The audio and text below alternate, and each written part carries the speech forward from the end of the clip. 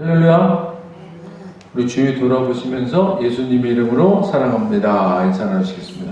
예수님으로 사랑합니다. 예수님을 사랑합니다. 예수님을 사랑합니다. 오늘은 갈라디아서 3장 29절을 중심으로 약속대로 유업을 이을 자, 이와 같은 제목으로 말씀의 은혜를 나누고자 합니다. 저와 여러분 우리에게 복 주시는 하나님께서는 예수 그리스도 안에서 하늘에 속한 모든 신령한 복으로 복 주시려고 그분의 종이신 예수 그리스도를 세우셔서 구원받은 성도들과 그리스도 예수 안에서 신실한 자들에게 하나님 앞에서 거룩하고 흠이 없게 하시고 자기 아들들이 되게 하시고 구속 곧 죄사함을 주시며 하나님의 기업이 되게 하셨습니다. 우리 하나님 아버지께서는 모든 충만으로 우리를 예수 그리스도 안에 거하게 하시고 측량할 수 없는 그리스도의 풍성을 이방인에게 전하게 하시려고 교회를 세우셔서 예수 그리스도를 교회의 머리요 교회를 예수 그리스도의 몸이 되게 하셔서 만물을 충만케 하시고 계십니다. 그러므로 우리는 예수 그리스도 안에서 하늘에 속한 모든 신령한 복뿐만이 아니라 아브라함의 복을 유업으로 받게 되었다고 성경은 말씀합니다. 또한 범사의 형통함과 강건케 됨을 받으며 하나님의 모든 약속이 우리에게 예가 됨을 믿는 것입니다. 성경에 있어서 하나님께서 주시는 복은 현세적인 복과 내세적인 영적인 복으로 나누어 생각할 수 있습니다. 그래서 육신적으로는 이 세상에서 하나님을 섬기기 위해서 필요한 여러 가지 권세나 물질을 소유하는 것입니다. 또한 영적으로는 예수 그리스도를 믿음으로 죄사함을 받아서 구원을 얻고 장차 하나님의 나라에 들어가서 영원토록 하나님을 섬기며 사는 축복입니다. 축복은 하나님과의 관계가 정상적일 때 영적인 내부로부터 물질적인 외부의 세계까지 이르게 되는 것입니다. 즉 이러한 축복은 영적인 것과 육적인 것을 이원론적으로 분리하는 전통적인 서구 사상의 뿌리인 히랍 사상과는 달리 영적인 것과 육적인 것을 통합적으로 보는 것입니다. 그러나 첫사람 아담이 하나님과의 언약 관계를 파괴함으로써 더 이상 축복은 영적인 내부로부터 물질적인 외부까지 이르지 못하게 된 것입니다. 따라서 인류는 영적으로 죽게 된 것이고 물질을 더 이상 다스리지 못하게 된 것입니다. 이로 인해 오히려 인간은 물질에 의해서 지배를 받게 된 것입니다. 그러나 하나님께서는 온 인류의 죄를 대속하시기 위해서 독생자 예수 그리스도를 십자가에 달려 죽게 하기까지 인간들을 향해 한결같이 신실하시고 변함없으신 언약을 통해 축복하십니다. 때때로 우리는 축복을 물질적인 것에만 한정시키는 오류를 범할 수 있습니다. 그러나 성도들은 축복 속에 하나님의 거룩하신 뜻이 있음을 알고 축복의 핵심은 하나님으로부터 받는 것일 뿐만 아니라 성령의 사역을 통해서 인간들을 구원하시는 하나님의 사역에 참여하는 것임을 이해해야 하는 것입니다. 사랑하는 여러분, 성경을 통해 시대를 구분하는 방법에 대해서 말씀드린 적이 있음을 기억하실 겁니다. 모세와 이스라엘 백성들이 시내산에서 율법을 받기 전까지는 은혜의 시대, 시내산에서 율법을 받은 이후부터 예수님이 오시기 전까지는 율법의 시대라 할 수 있고, 예수님이 오셔서 십자가에 달려 죽으셨다가 3일 만에 부활하심으로 회복하신 지금까지의 시대를 은혜의 시대라고 말씀드렸습니다. 은혜의 시대는 이처럼 율법 이전의 시대로 돌아가는 것, 즉 율법 아래 있지 아니하고 하나님과의 언약 아래로 들어가는 것을 말합니다. 그래서 이 은혜의 시대를 다른 말로 언약의 시대라고 말할 수 있습니다. 오늘 본문 말씀 우리 한 번 더 읽도록 하겠습니다. 함께 읽겠습니다. 너희가 그리스도의 것이면 곧 아브라함의 자손이요 약속대로 유업을 이을 자니라. 아멘. 사랑하는 여러분, 구원 받으셨죠? 아멘. 저와 여러분, 우리는 은혜 아래에 있는 거죠? 아멘. 그렇다면 우리는 아브라함의 자손이요 아브라함과 하나님과 맺으신 언약을 회복하게 된 것입니다. 할렐루야. 그러므로 우리는 하나님께서 아브라함의 약속하신 유업, 그 유산을 받게 되어 있는 언약 백성이 되었다는 축복이 우리에게 주어진 것입니다. 할렐루야. 이 놀라운 축복, 이 아브라함의 은혜는 무엇일까요? 창세기 17장 7절에서 9절입니다. 우리 한 목소리로 읽겠습니다. 내가 내 언약을 나와 너 및 네 대대 후손 사이에 세워서 영원한 언약을 삼고 너와 네 후손의 하나님이 되리라. 내가 너와 네 후손에게 네가 거류하는 이 땅 곧 가나안 온 땅을 주어 영원한 기업이 되게 하고 나는 그들의 하나님이 되리라. 하나님이 또 아브라함에게 이르시되 그런즉 너는 내 언약을 지키고 네 후손도 대대로 지키라. 아멘.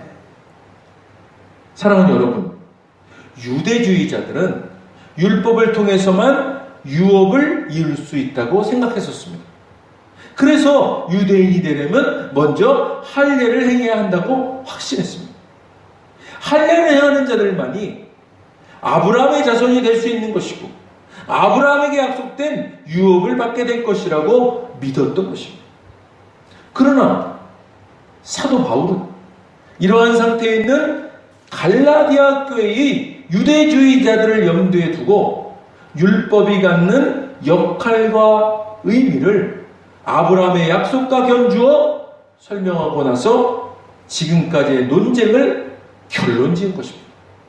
곧 진정한 의미에서 아브라함의 자손으로 약속대로 유업을 이을 자는 그리스도께 속한 자라는 결론을 내린 것입니다. 그리스도께 속한 자는 신분이나 사회적 지위나 인종에 관계없이 믿음으로 예수 그리스도를 자신의 주님으로 영접한 사람들을 가리킨 것입니다. 사랑하는 여러분, 구원받아 은혜 아래 있는 그리스도께 속한 자 되신 여러분, 아브라함에게 약속된 유업이 이제는 저와 여러분에게도 동일하게 상속되는 것임을 믿으시기를 주님의 이름으로 간절히 축원드립니다. 네가 거류하는 이 땅, 곧 가나안 온 땅을 주어 영원한 기업이 되게 하고 나는 그들의 하나님이 되리라. 아멘. 사랑하는 여러분, 현실에 어려움이 있으십니까? 아니면 지금은 아니지만 곧 닥칠 것만 같은 미래에 대한 불안이 있으십니까? 하나님께서는 우리의 믿음의 조상인 아브라함이 우리와 같이 이처럼 불안하고 어려운 마음이 있을 때 바로 이 말씀을 주신 것입니다. 영원한 기업이 되게 하겠다. 영원한 기업을 내게 주겠다. 이 말씀은요, 땅도 주시고 후손도 하늘의 별처럼 바다의 모래처럼 놀랍도록 풍성이 줄 것이다 라고 말씀하시는 것입니다.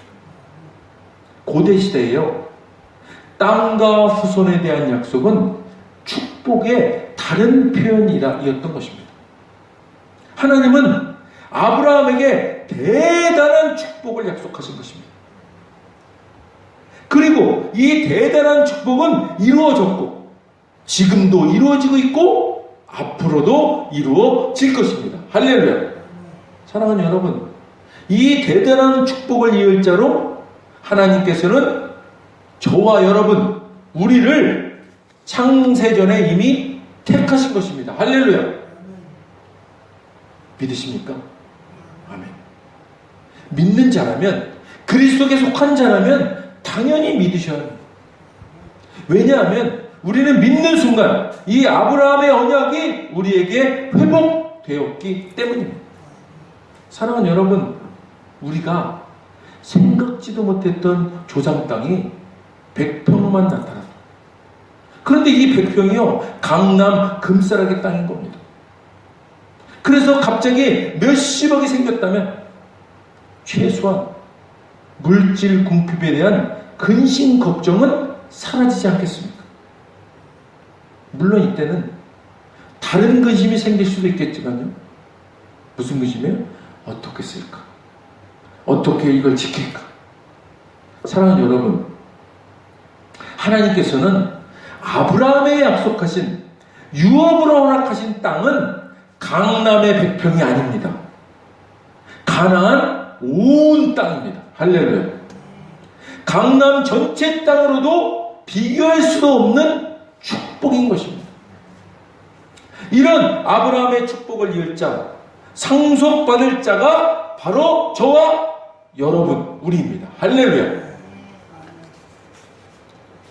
너무 커서 도대체 감을 잡을 수 없을 그런 축복인 겁니다. 사랑하는 여러분, 만약 우리가 미래에 대한 불안과 두려움을 갖고 있다면 그것은 마치요, 삼성그룹의 이재용 부회장이 어떻게 먹고 사나, 끼니를 걱정하면서 노후를 생각하는 것과도 같은 것입니다. 물론 아브라함의 유업은 삼성그룹의 이재용 부회장과도 비교할 수 없는 그런 큰 축복입니다. 사랑하는 여러분, 우리에게 약속된 축복의 규모가 너무 커서 그 느낌이 감동으로 다가오지 않을지라도 최소한 우리 이렇게 하시기를 소망합니다. 끼니 걱정은 하지 마십시오. 노후 너무 걱정하지 마십시오.